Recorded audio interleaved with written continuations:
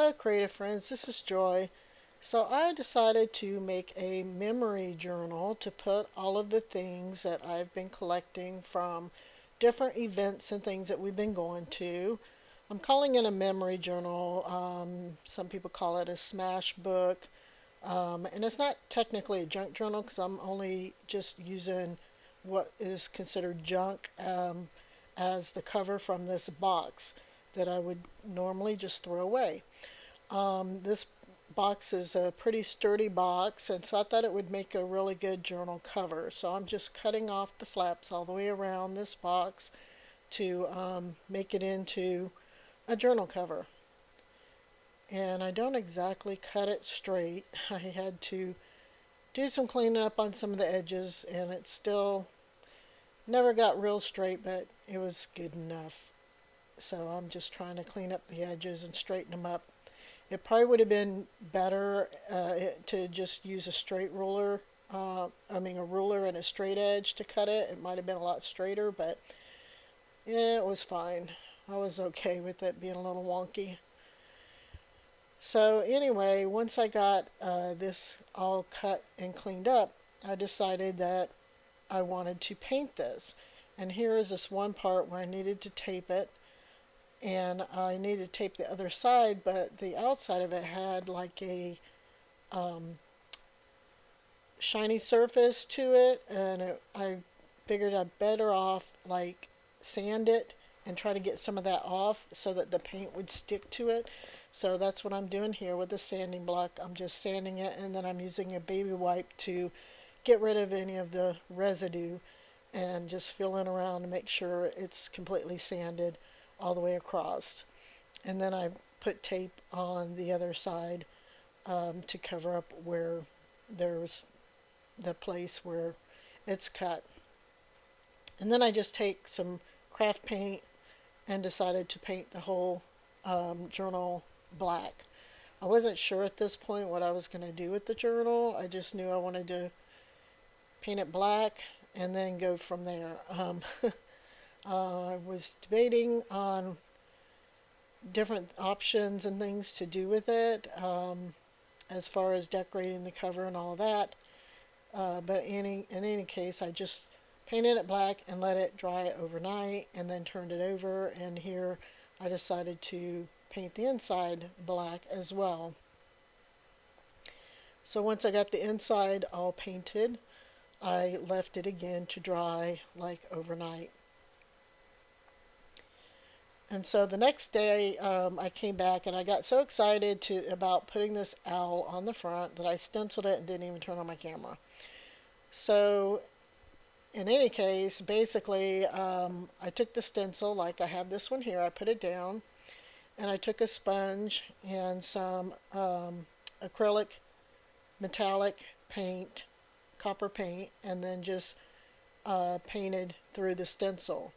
But with this particular stencil, the sponge wasn't really getting in there real good, so I got a brush and that worked a lot better. So I just went along and decided to stencil this all over the front of the journal and around the owl. So you can see in the middle I was trying to avoid where the owl is and got that stenciled on there, which I really like how that looks.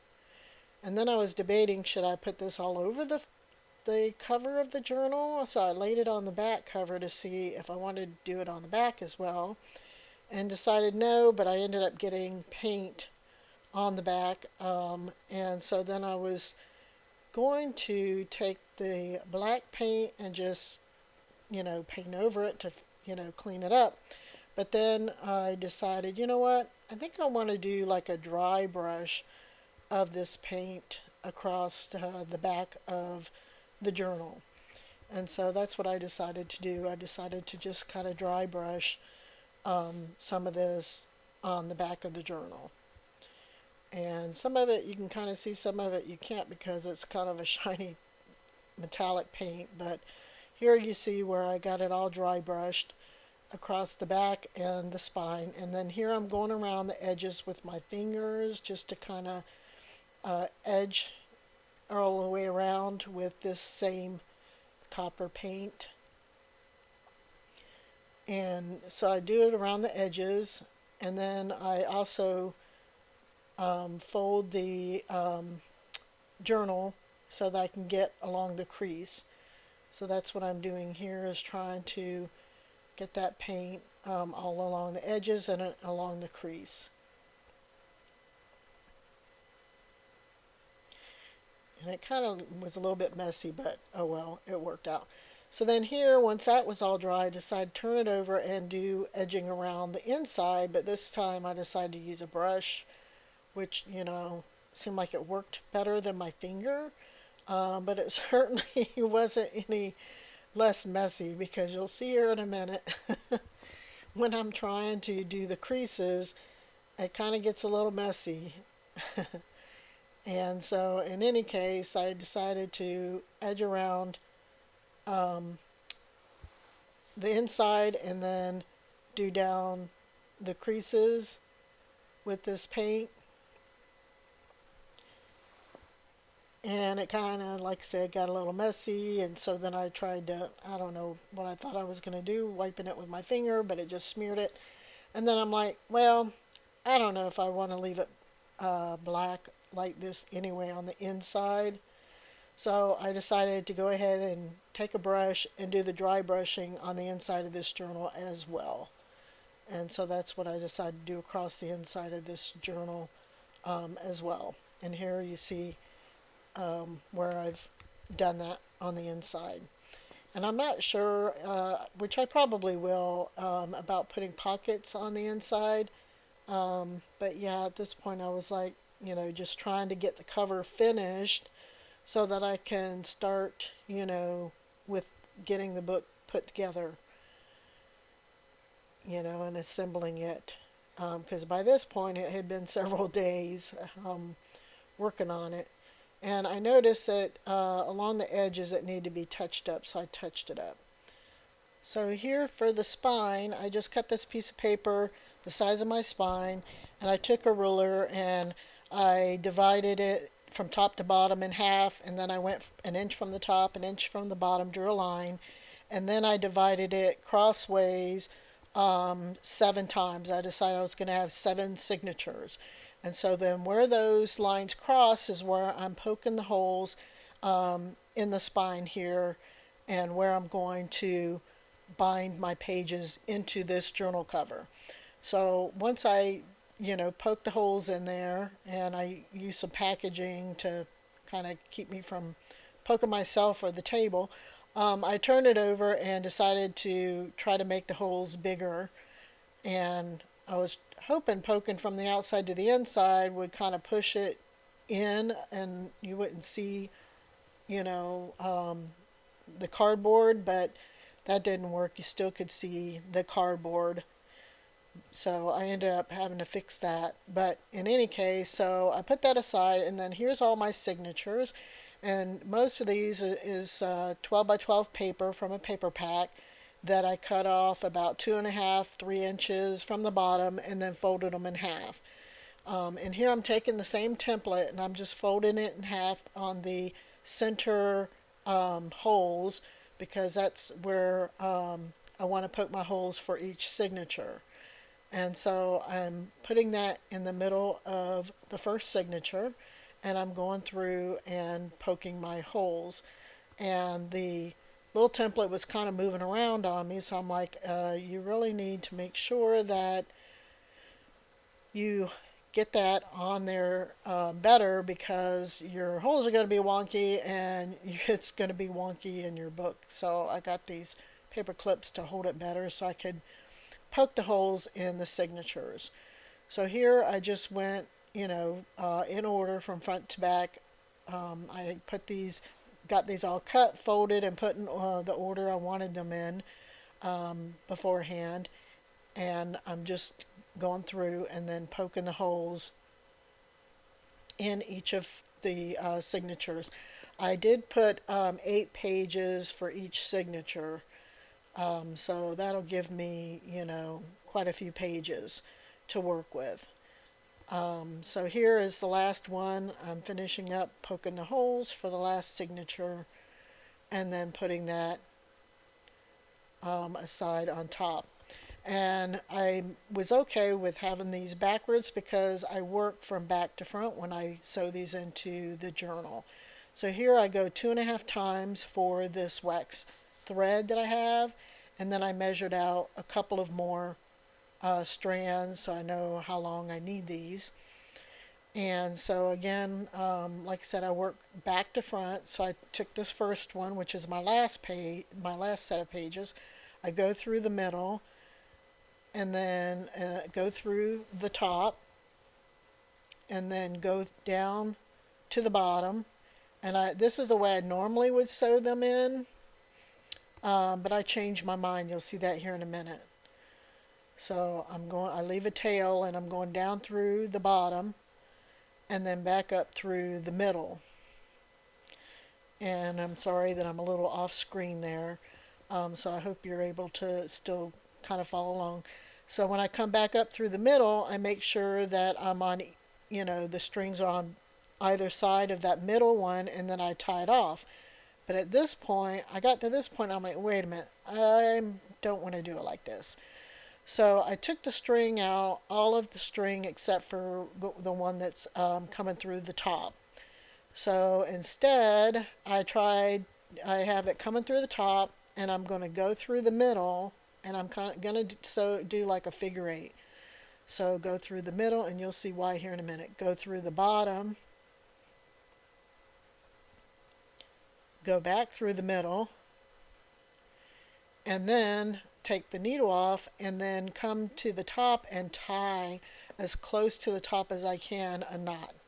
And the reason for this is so that I will have these extra strands hanging down that I can attach beads and different things to, charms and things to, once I'm done binding all of these pages. And that'll make a really pretty,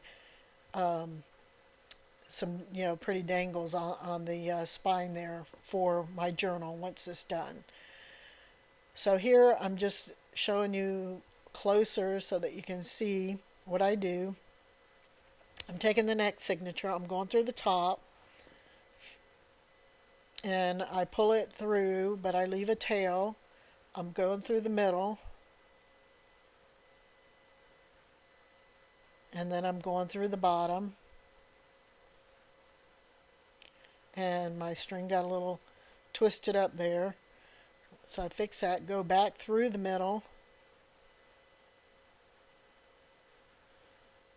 and then once I pull it back through, then I pull it up to the top and then tie it off at the top with with the other string. Make sure they're both pulled tight, and then I tie it off. And then I have the extra string hanging down for adding beads and charms to. So I continue binding all of these signatures in the journal, and then here's the last one where I go and bind it in, and again it's kind of like a figure eight, top, middle, bottom, back through the middle, and then back up to the top. And this is pretty easy binding, and it's pretty when you're done decorating it and all of that.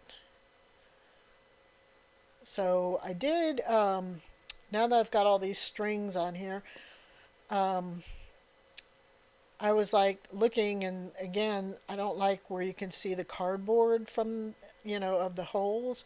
So I get the paint, and a little brush, and I put a little bit of touch up inside those holes to kind of cover up that cardboard. So yeah, I decided to do that because I didn't really care for the way that was looking on the spine.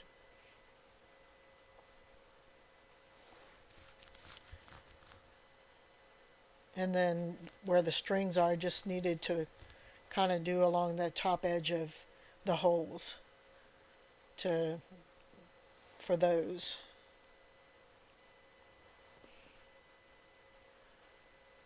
So then once I finished fixing that, I was happy with that. It was time to do something with the strings. Now it's wax thread, so they're kind of stiff.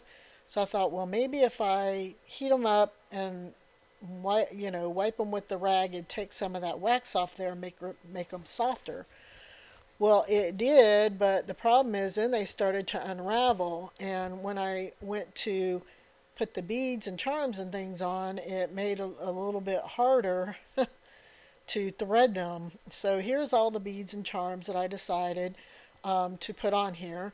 So on one of the threads, I put like a little metallic bead and a key. And then on the second one, I put a couple of beads. It was like an orange, a black, and a red bead, and a charm. So I did that for each set of strings. And so here I'm putting on, and I'm trying to put on, but again, those threads were kind of unraveling and making it hard for me to thread it through because they wanted to splay out and go every which way. So I shouldn't have heated them up until after I guess I did this. So I did have to actually um, use the heat gun again to kind of heat it up and then, try to get them to stick back together so I could get everything threaded on.